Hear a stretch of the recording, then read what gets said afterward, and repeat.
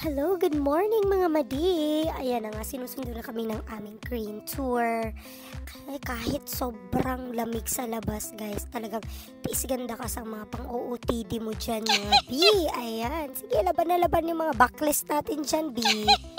Ayan, yan yung sundo namin na sila yung green tour na pinurchase namin.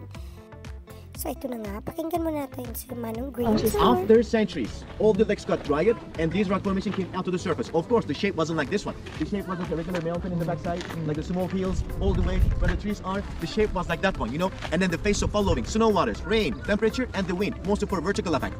Shaped outside of the fairy chimneys, which means people didn't do anything with the shaping. The only thing they did used to carve, used to live inside of them.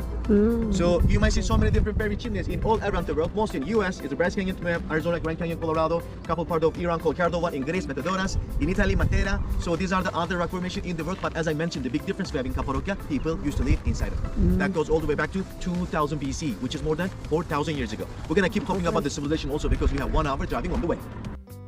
So ayan na nga guys, mga madi, kung nakikita nyo talagang hindi ko pwedeng mahubad yung coat ko kasi sobrang lamig talaga. As in, hindi ko kinary talaga yan mga madi for the laban. Ayan, so yan yung view, diba? Yan yung mga namumuong ashes nung sumabog yung bulkang.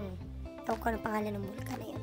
Kaya yan naman, pinakita sa amin yung mga ancient na jewelry nila, yung mga stones, which is, hindi naman ako ganun ka-interesado sa mga ganyan, pero it's part of the tour.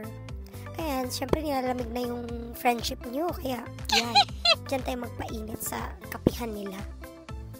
As you can see guys, ang daming evil eye dyan sa likod ko, which is napaka-known siya dyan. It's one of their tradition, but syempre, as a Christian, as a follower of Jesus Christ, we only believe one God, and He is our protector. He is the King above all kings, because we believe as well that if God is with us, who can be against us, diba? Wow! Mga madi, so ayan, sa kikita nyo, ang daming kalapate naman sa aking likuran, which is kailangan mong bumili ng pagkain nila na nag-worth ng 20 lira. I don't know, just convert it to dirham. Pero, syempre ang dami naman sa Pinas niyan, kahit even dito sa Dubai, mga madi, kahit dito sa labas ng aking bahay, mayroon yan. Ang dami-dami pang mga iti nila. So, ayan yung view ng ayan, magpapakain na muna ako. Pero actually, kahit ni isa wala talagang lumapit sa akin, mga madi. Ayan. Ala, grabe talaga. Hindi pala sila lalapit kapag ginagalang mo yung kamay. Kailangan steady lang. Siyempre, merong isa dyan na maglalakas loob na lalapit. Pero, at the end, hindi pa rin siya lalapit. Ayan, diba? Ayan siya. Takot pa yan siya, B. Ayan. Hindi na ito. At napagod na ako, mga B. So, ayan. Pabiyahe na tayo. Papunta sa, next destination natin. Pero, kalimutan ko ano yun. Basta mapunta tayo sa pa-lunch na kami, pero may side trip pa.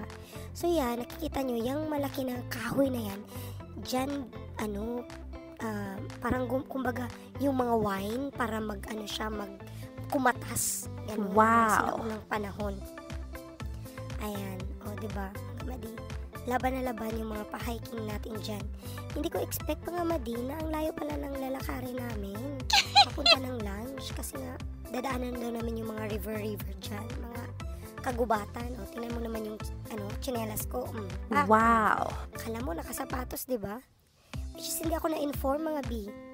At saka, B, sobrang lamig dyan. Grabe, tingnan mo yung mga kasama ko, yung mga jacket nila. Talagang pang winter jacket. Samantalang ako, B, naka-backlist lang, B. Ayan, nakikita nyo yung mga pa-bridge dyan. Wow! Actually, meron yan sa Pinas. Especially sa probinsya namin. Ayan. Kagubatan. Ayan lang naman. Ang mga tsinelas natin diyang laban na laban. Ayan, umaragas ang tubig ng Cappadocia. At ayun, sobrang lamig talaga, pero sige, laban for the outfit, mga B. Pak. Kahit sobrang lamig niyan, B. Wow! Pero ganda talaga, B. Para lang makita na yung pa-backlist natin dyan. Pero mga kasama ko, B, pa-winter jacket pa yung mga B.